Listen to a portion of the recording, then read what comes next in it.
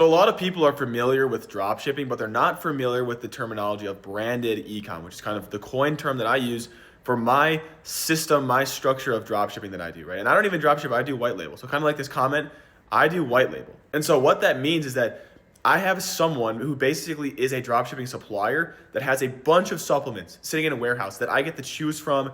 I can mix the formula up a little bit, but they have kind of basic templates for what you have available to you. And then you can label it, put your logo, label, colors, all that stuff. And then all you do is send them your label template and they print it out, put it on the bottles and send it, ship it, handle all the fulfillment and supply stuff. I never touch a single bottle, a single order. They handle everything, right? So they have the product sitting there.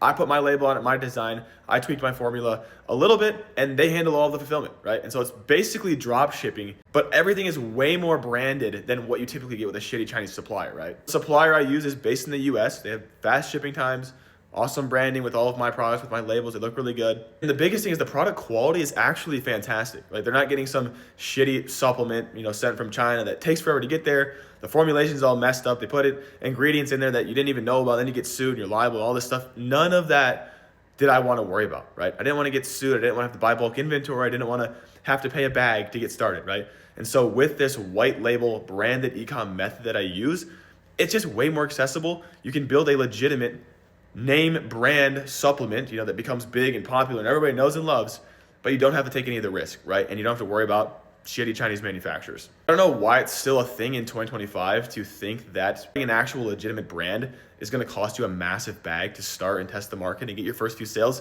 because it's not. If you know what you're doing, you find the right person to help you, or you do a million hours of YouTube research and you figure this out, you understand that you can build a legitimate brand and you don't have to buy, 5,000 units of MOQ. You don't have to spend all this money. You don't have to ship from China. You don't have to have a shitty product that 400 other people are selling to the same customers that you're fighting for, right?